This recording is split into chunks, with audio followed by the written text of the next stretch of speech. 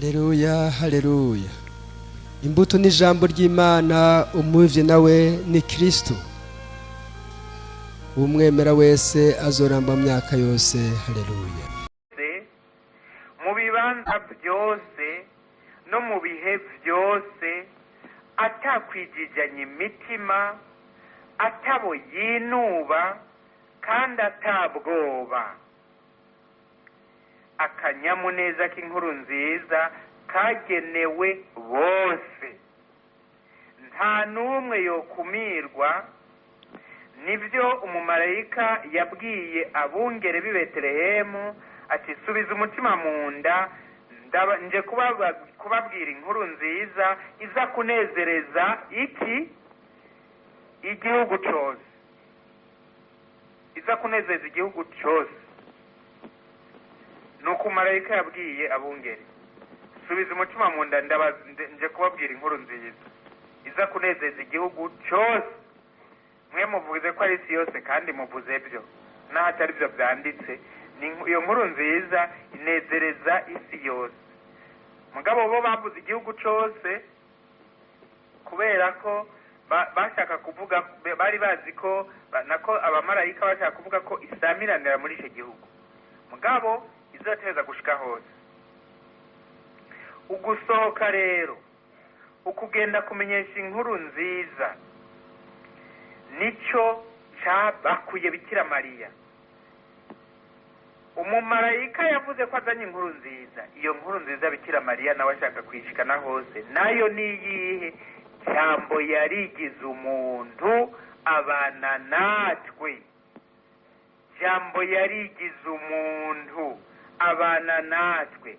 Bikira Mariya rero nyina wa Jambo ntashaka ko abana nabe na Yozefu gusa, ngo abwire Yozefu ati, Yoze reka rero twebwe twinezereregwe ko twifitiye Jambo.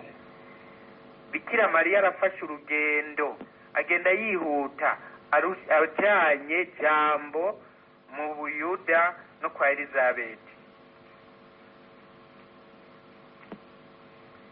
Imbere yuko Yesu abwira abigishwa be ngo kwira isi yose mushikirize inkuru nziza ikiremwa cyose, yabanje kubivugira muri nyina.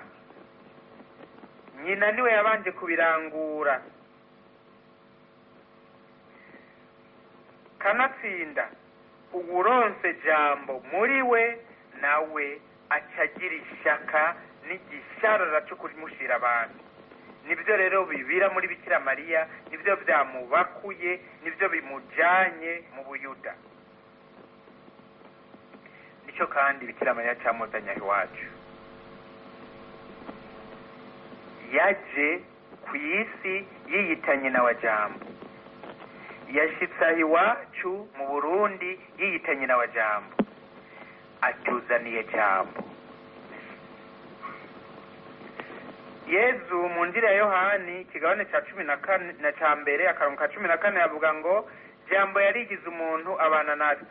Imbere yaho ngo abamwakiriye bose yabahaye ububasha bwo kuba abana b'Imana. Bikira Mariya nyina wa Jambo nawe abamwakiriye bose aca bashikiriza Jambo, abaha ububasha bwo kuba abana b'Imana. Ni ukuvuga ko kugira ngo twakire Jambo tubanza kwakira nyina wa Jambo, kandi uwakiriye nyina wa Jambo acaronka Jambo, kuko Jambo adushikira aciye muri nyina wa Jambo. Niwe ngoro yiwe, niwe nderuzo yiwe, niwe yashimye kwiberamwo.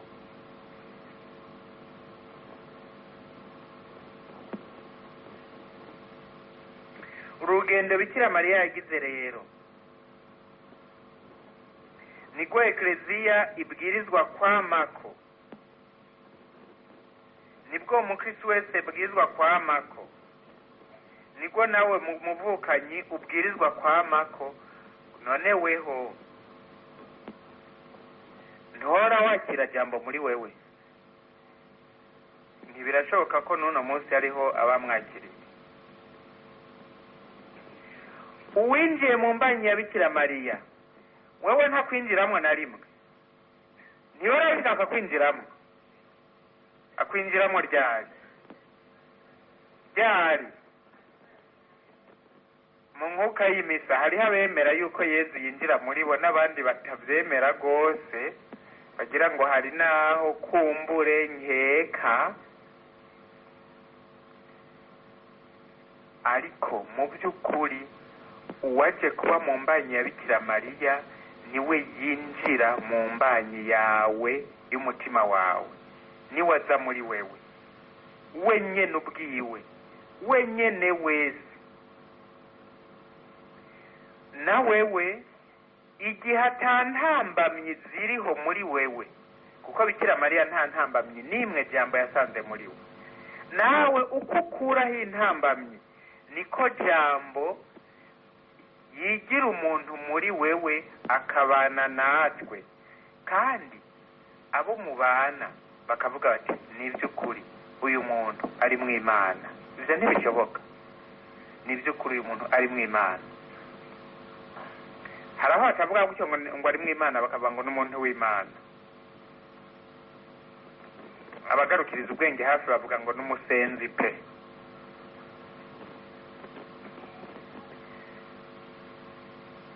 Mukuza rero Bikira Mariya mukuza mu Buyuda yaje ngo azaneho Jambo, niyo mvo ya mbere y'uru rugendo rwiwe.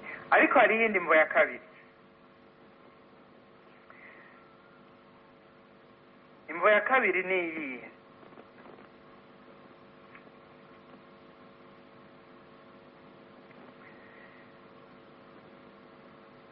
Elizabeth yasamye imbanyi ageze mu zabukuru.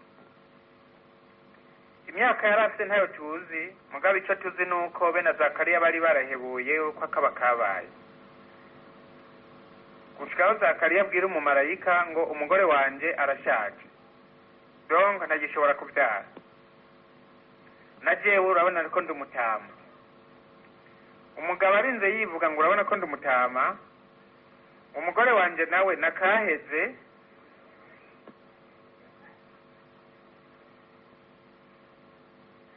ni ukuvuga ko aba amaze gushika mu myaka 70.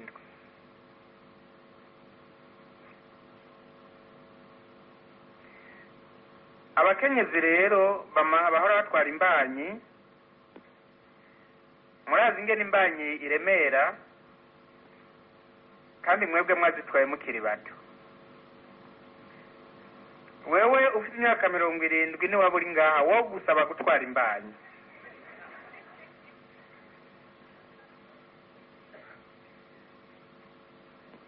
Kandi imbanyi y'umuhungu w'igikota nka Yohani, urazi neza yuko wokumva kuremerewe. Elizabeth nta kana yigeze aronka, abana na Zakariya. Iyo mbanyi rero yari muremereye cyane, vyongeye sukuremerwa gusa niyo mbanyi, hari n'ibindi bimuremereye. Umugabo wiwe yaracitsikiranye. Bikira Mariya mu kugenda kwa Elizabeth, iyindi mvo ya kabiri yamujanye n'impuhwe yari afitiye mwene wabo. Umumarayika amaze kumubwira ko azobyara umwana w'umuhungu, yahavuye amubwira ati mbere na Elizabeth inshuti yawe aheruka gusama imbanyi y'umuhungu mu busaza, mbere uku kwezi kugira 6 ntavyo yarazi, naho barahamwita ntavyara ko atakinanira Imana. Bikira Mariya yaciye akubitiza agatima ku muntu w'umutamakazi atwaye imbanyi igeze ku mezi 6 ingene ateza kuba amerewe. Baca baravyumvikana na Yozefu, aca Bikira Mariya afata urugendo aragenda. Nama ntangarira cyane Yozefu, kuko bavuga ko Bikira Mariya yamaze kwa Elizabeth igihe kingana iki, amezi 3. Jewe iyo tugeze ngaho ntangarira cyane Yozefu, umuntu arekura umugore wiwe kugenda ahantu amezi 3, akaba ariwe yicanira agacanwa, akaba ariwe yitekera, akaba ariwe yisasira.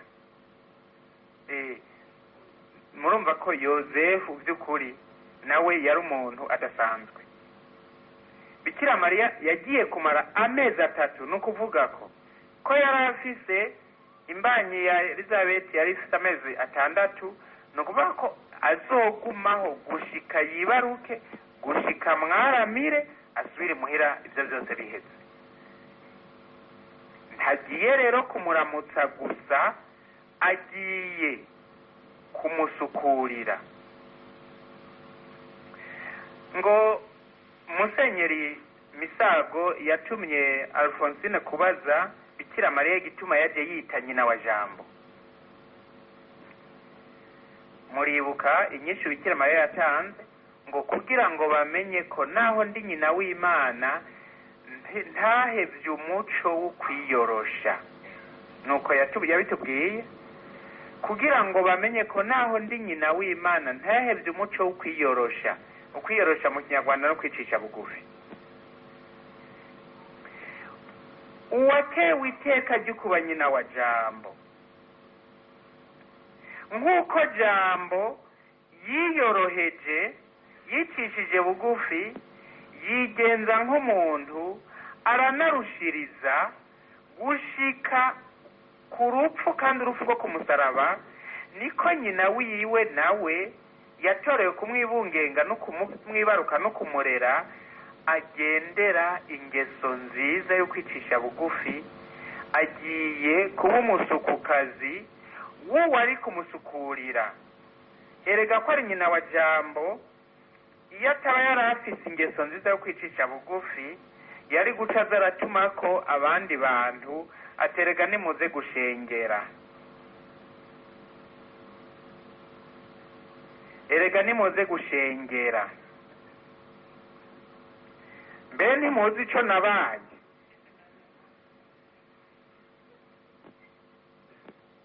Agatuma ko n'utundi twigeme twudukenekene, akatubwira ati erega nzamuraza kunsukurira, ndi nyoko buja, jewe ndi nyina wa Jambo. Ntiyigeze abikora uko, aho kurondera gukorerwa no gusukurirwa, wenyene yashatse kuja gukorera abandi no kubasukurira, yigira umusukukazi. Yigana atyo uwo yibungenze yavuye mu ijuru akicisha bugufi, kandi ariwe yari umwami w'ijuru n'isi. Iyo nimvo ya kabiri yatumye Bikira Mariya aja kwa Elizabeth. Agiye kumusukurira, agiye kumukorera, agiye kumubera umusukukazi, kandi ariwe yibungenze nyina wa Jambo. Biratwereka ikintu gikomeye. Erega uw'Imana yateye iteka ryo kumugira mukuru, ntaca akandamiza abandi, ntaca yirata ku bandi, ntaca yishira hejuru y'abandi, ahubwo acarushirizaho kubasukurira. Yesu ati n'umwana w'umuntu ntiyaje ngo akorerwe, yaje gukorera abandi no kwitanga kw'incungu icungura benshi. Nyina wa Jambo nawe nuko ntaje kwa Elizabeth ngo akorerwe, ahubwo aje gukora no kwitanga ko incungu. Ngicyo icya kabiri cyazanye Bikira Mariya mu Buyuda no mu nzu kwa Zakariya na Elizabeth.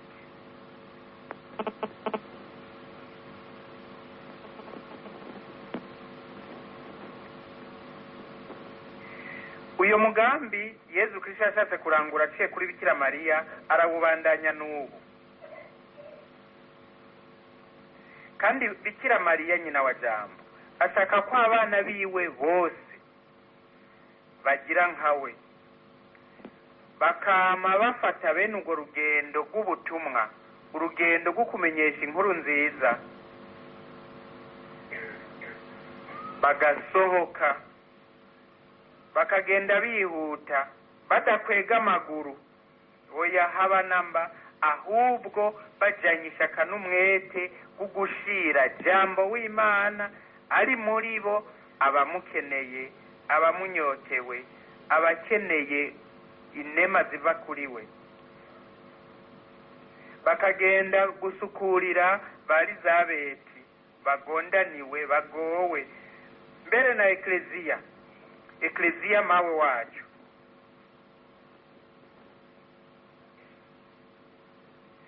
ishaka ko abana bayo bose basohoka buzuye iryo shaka n'uwo muriro ubarurumbamwo kuko buzuye jambo bagasohoka bagiye gutanga Yezu. Nicyo gituma mubona ekleziya buri gitondo idutegurira inkuka y'imisa kugira ngo natwe jambo aze muri twebwe atwuzure, amaze kutwuzura natwe dusohoke tugiye kumushyira abandi. Nuko batakibivuga ubu mu mvugo y'ubu, imisi iheze bababwira ngo shenguruke turashikanye, si ibyo? Niko bahinduye, mugabo kera bakivuga mu kilatini byari byiza kuruta. Bavuga bati ite misa est,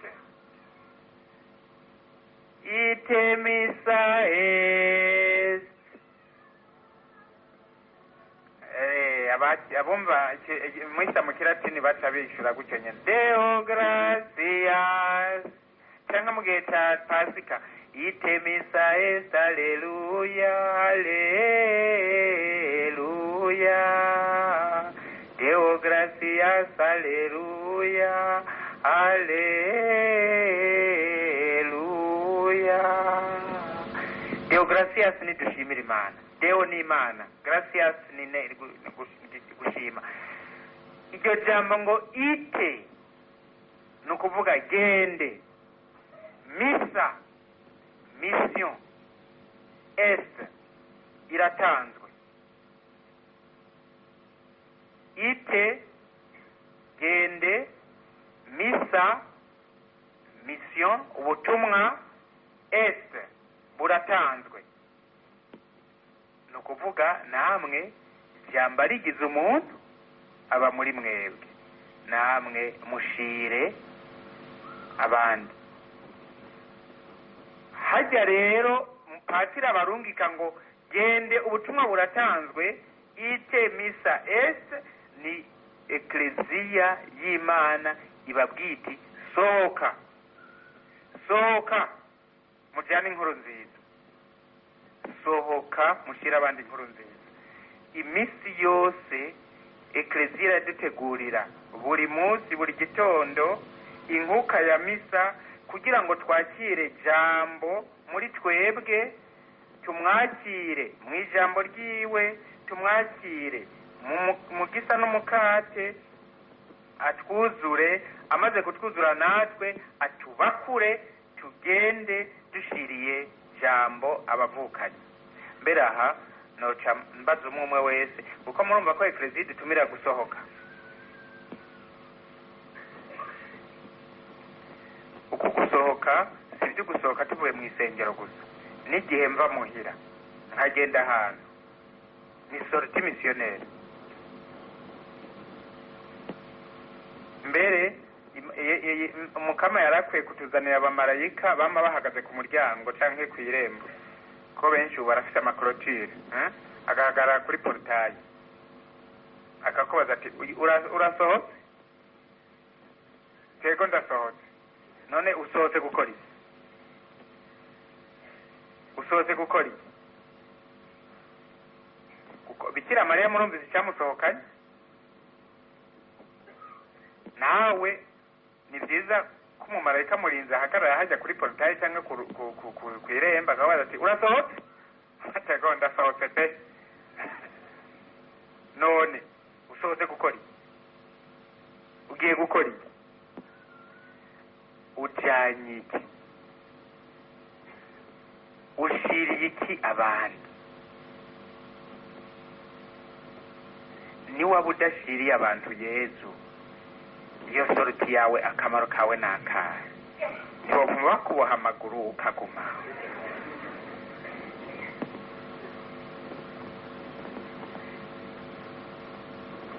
Urasohotse?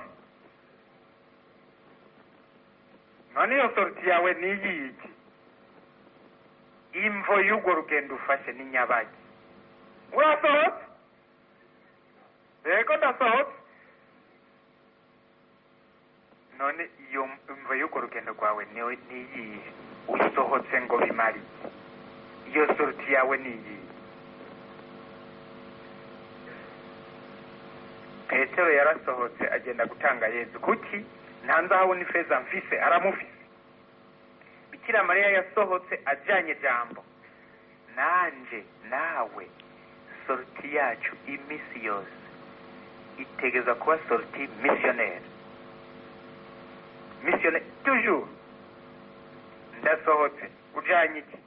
Nta nzahabu n'ifeza njanye, mugabo uwo njanye we ndamujanye, uwo duhura ndamumuha, ku buryo n'uwuhaye ukuboko ukumuha Yesu ndaguhaye ndagusa umpera ukuboko uyu muntu, umpera inemu uyu muntu, n'uwuravye Yesu mpezagire uyu muntu, kuko Yesu ari muri wewe, mpezagire uyu muntu. Naho yoba umuntu ameze gute, yego naho yoba urya muntu asega, ujeyo duhuye n'abantu basega ata mahera mfise, ikintu anteze ukuboko ikintu tamere n'ingiki ndamuswaga umukono.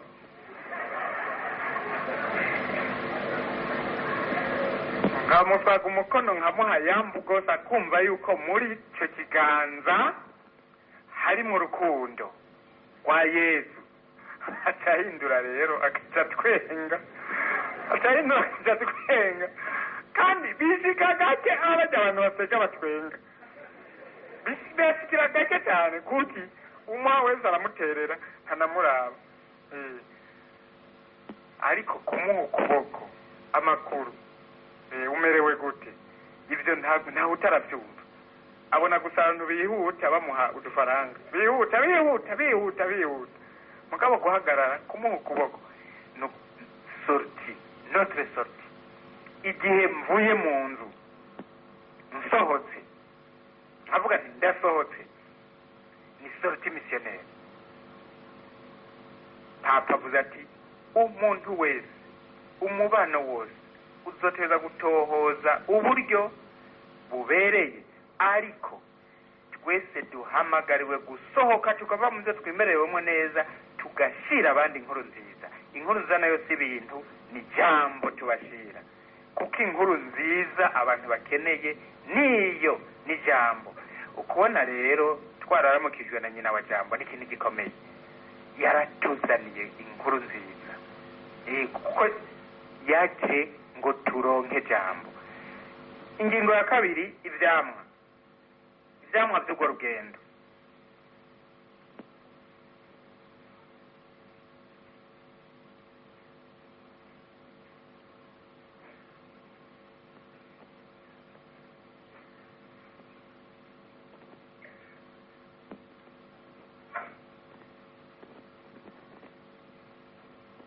Elizabeth yumva indamutso ya Mariya, umwana arakakaza mu mbanyi. Elizabeth yuzuwe na mutima mweranda acasirijwe hejuru avuga ati mu bagore warahezagiwe kandi n'umwana wibungenze arahezagiwe. Mbega iryo teka ry'uko nyina w'umukama wanje aza kundamutsa ndaritewe n'iki? Mbaye ncumva amajambo y'indamukanyo yawe, umwana mfise arakakaza mu mbanyi, akanyamuneza kariko karamusya. Ekurahiriwe wowe wemeye ko iryo watumwe ko n'umukama rizotaha. Mariya rero acavuga ati umutima wanje uraninahaza Imana, umushaha wanje wahimbawe n'Imana yo mukiza wanje, kuko yibutse umuntu wiwe muto muto. Kuvuba abantu bose bazonyita muhirwe, kuko rugira byose yangiriye ibitangaza, izina ryiwe ni ryeranda. Ngivyo ivyamwa by'ubutumwa bwa Bikira Mariya mu Buyuda no mu nzu kwa Zakariya na Elizabeth. Manze muzirikane mwiyumvira ingene hari hameze muri iyo nzu. Elizabeth araremerewe n'imbanyi, Zakariya nawe n'ikiragi. Ubwo buragi bwa Zakariya nabwo nyine buraremereye, kuko burya kubana n'umuntu w'ikiragi biraremera. Umwana ari mu nda kwa Elizabeth nawe nyene araremerewe, nuko muri iyo nzu hameze ntawuvugana n'uwundi. Ahantu abantu batavugana umwana yategerezwa nawe nyene kumva ko aho hantu hari lu.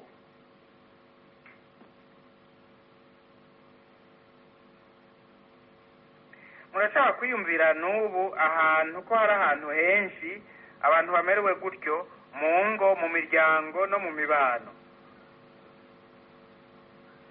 Hariho abagenda barushe, baremerewe, bijiriwe. Hariho ingo n'imiryango aba bana babaye nk'ibiragi,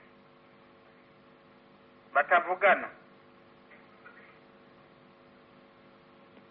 kuko umwe yacitse ikiragi, atari uburagi busanzwe mugabo ari uburagi bwo kuguba kubera ishavu, kubera umubabaro. Aho hantu hameze gutyo harabaho, ingo zimerewe gutyo zirabaho.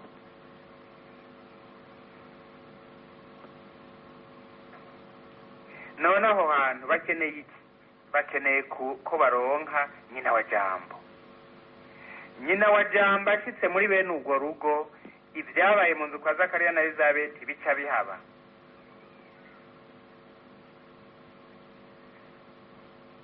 Abo bantu bazokizwa no kwakira nyina wa jambo, bazokizwa nuko uwibungenze jambo, uwuzuye jambo yinjiye iwabo akahazana mutima mweranda, mutima w'urukundo, mutima w'akanyamuneza, mutima w'amahoro, mutima w'urweze, ari nawe avyagira aho Yesu Kristo ashitse, kuko uwo mutima ni mutima wa Yesu. Akanyamuneza karuzuye umutima wa Yohani Batista, gushikaho nyina we wavuga ngo umwana mfise ariko arikina mu mbanyi, akanyamuneza kariko karamusya. Mutima mweranda yaciye yuzura Elizabeti, ngo Elizabeti yuzuwe na mutima mweranda acashirijwe hejuru. Uyu mutima mweranda yuzuye Elizabeti avuye azanywe nande? Azanywe na jambo. Ariko ntimwibagire, igihe Bikira Mariya agomba kwibungenga, marayika yamubwiye ko azibungenga jambo, hariho ikintu yamubwiye ukuntu bizogenda. Yamubwiye ngo iki? Mutima mweranda azokuzako, maze ububasha bwa rudasumbwa agutwikire. Ububasha bwa rudasumbwa ni mutima mweranda, ububasha bwa rudasumbwa agutwikire. Mucamwiyumvira rero, Bikira Mariya yashyize kwa Elizabeti mukuramukanya, baramukanije bari ya distance, baragwanyeko. Bikira Mariya rero mutima amubwiye ko mutima nako mu marayika amubwiye ko mutima ububasha bwo mwijuru azomutwikira, ko mutima twikiriye Bikira Mariya rero aca twikira na Elizabeti, kuko uguye ufise impuzu witwikiriye, uguye mu nda kimutwikira nawe. Bikira Mariya twikiriwe na mutima, aguye mu nda Elizabeti mutima mweranda yaciye amutwikira. Nico gituma bavuga ngo Elizabeti yuzuwe na mutima mweranda. Uwo mutima mweranda amwuzuye n'utwikiriye Bikira Mariya, kandi iyo mutima ava kuri jambo. Erega iyo umuntu yuzuye Imana aguma atwikiriwe na mutima. Uku kuzura mutima ni icamwa cy'urwo rugendo rwa Bikira Mariya. Icamwa cyabonetse muri Yohani Batista, akanyamuneza kariko karamusya. Icamwa kirabonetse kwa Elizabeti yuzuye umutima mweranda, nawe atarikamaza n'akanyamuneza kenshi. Ubuzima buragarutse mu nzu kwa Zakariya. Murashaka kwiyumvira abo bagore batanguye, umwe we ntuze Elizabeti arikamaza atangura kuvuga, Bikira Mariya nawe atangura gutera magnificat, ngo umutima wanje wari naza umukamo umushaha wanje wahimbaho n'Imana umukiza wanje. Cyakira ngiyo cyari kiri cyaciye kiza kumviriza.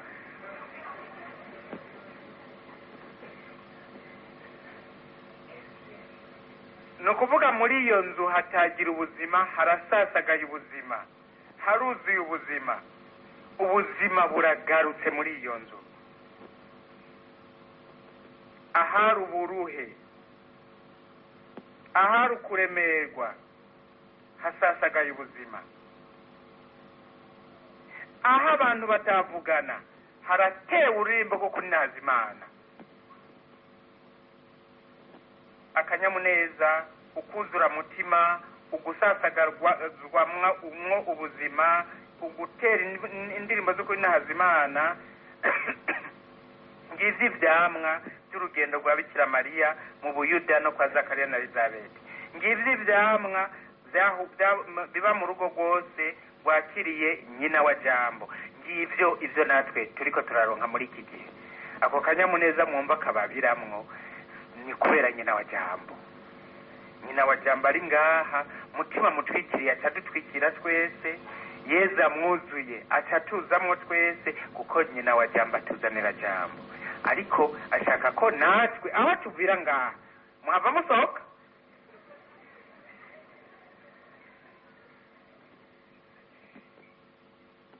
Udasohoka ajanye Jambo bamubohera aha. Mugabo ntagira ngo ni muhumi indaha, araraho imibiri ariramwumvise. Dusohokane nyina wa Jambo, dusohokane Jambo, kuko no sorti so missionnaire. Nk'ubu mwaje hano kugira ngo mwuzure Jambo, nimwasohoka ni sorti missionnaire. Nta nzahabu ni feza mukura ngaha, mugico mukuraho cyo kirahari ni giki Jambo. Hanyuma muce namwe mugira le voyage missionnaire. Aho muca hose, abo muhura bose, abo muramutsa, abo mugendera, cyane cyane ingo zimerewe nko kwa Zakariya na Elizabeti, hategwe indirimbo zo kuninaza Imana, kuko namwe mwaramukanije na nyina wa Jambo, kuko namwe mwakiriye Jambo, agaca namwe ababakura mukagenda mwihuta mushiriye Jambo abamukeneye namunyotewe. Urakaza Mukama Yesu.